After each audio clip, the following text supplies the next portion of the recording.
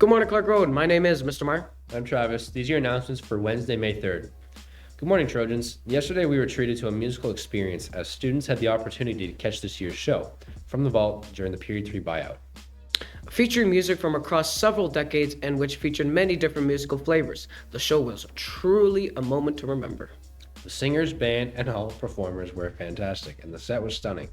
A massive shout out goes to Mr. Kennedy, Mr. Vrancic, and to all the students who have made this event possible.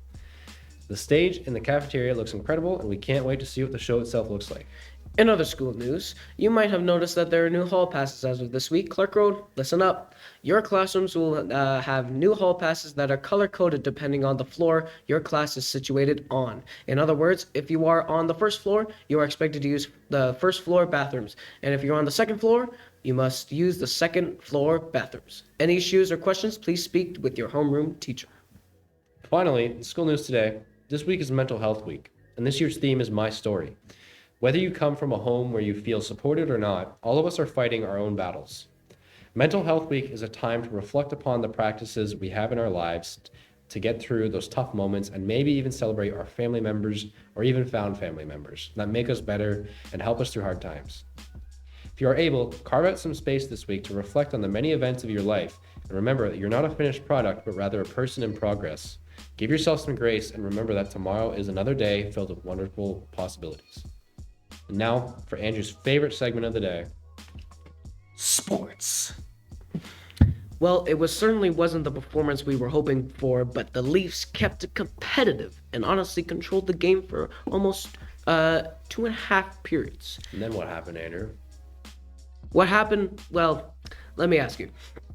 When the Leafs lost 7-3 to the Lightning game 1 last round, what happened? The Leafs won the series in 6. That's right. And that's what's going to happen again. But it's going to happen. You heard it here, folks. Andrew says Leafs in 5, so let's go. In other sports news, our varsity boys soccer team takes on London Christian High School today at 1 p.m. Good luck, gentlemen. If you see one of them players in the halls before the end of lunch, wish them good luck. Wish you good luck. Now, Clark Road, here's what's happening in your local clubs today. Have you ever wondered how to purl a stitch, how to cable a rib? Do you want to know what we're even talking about? Well, Miss Tager's Orange Sheep Club meets in the Makerspace today at lunch and is a space where you can learn how to crochet, knit, and expand your knowledge on techniques such as purling, cabling, and ribbing. Hope to see you there. In other club news, all those that are part of the student council, don't forget that you have a meeting today at lunch in room 148. Not to be forgotten, the trivia team will be meeting in room 264 at lunch today as well, so have fun. In musical club news, choir practice continues today at lunch whilst show band will be rehearsing from 2:30 to 4 after school. A huge shout out goes to everyone who participates in and helps to support all the Clark Road clubs. We would be a lesser place without you. We'll be ending the broadcast with a PSA on a gender-based violence. Today's PSA deals with the responsibility that men have in engaging the fight for equal rights and in reparations. This is where we sign off for Tuesday, May 3rd, Trojans. Go Leafs. Hello, Clark Road. My name is Isaac, and we are back to continue raising awareness about gender-based violence. Hi, I'm Ebon. Today, the topic we'll be discussing is the need to involve men and boys. Gender equality cannot be achieved without the engagement of men and boys. Change is slowly taking place, and men are increasingly working alongside women to support gender equality and the empowerment of women and girls. Today, it is widely recognized that improving women's status and advancing their rights yields benefits for all societies, not just women and girls. Ensuring access to sexual and reproductive health services and protection from gender-based violence, among other important measures, improves the health of families and the economic well-being of entire communities.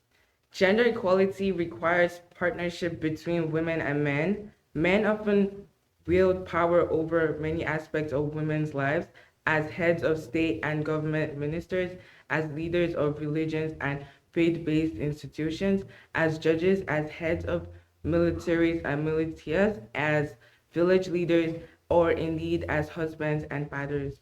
Often, it is also men who control access to sexual and reproductive health information and services, finances, transportation, and other resources. And too often, it's men alone who make decisions about sexual relationships, the timing, the frequency of sex activity, and use of contraceptives. Some men even impose these choices through coercion or violence. At the same time, young men and boys are future partners, community members, and leaders. Reaching them with programs that promote gender equitable attitudes and behaviors is key to ensuring the future is free of gender based discrimination. Boys and young men are encouraged to reflect upon and discuss issues surrounding masculinity, relationships, and sexuality, which can help them end high risk and sometimes harmful attitudes and behaviors. Without the help of all members of society, gender based violence will still be an issue that future women and girls will have to combat. Thanks for listening.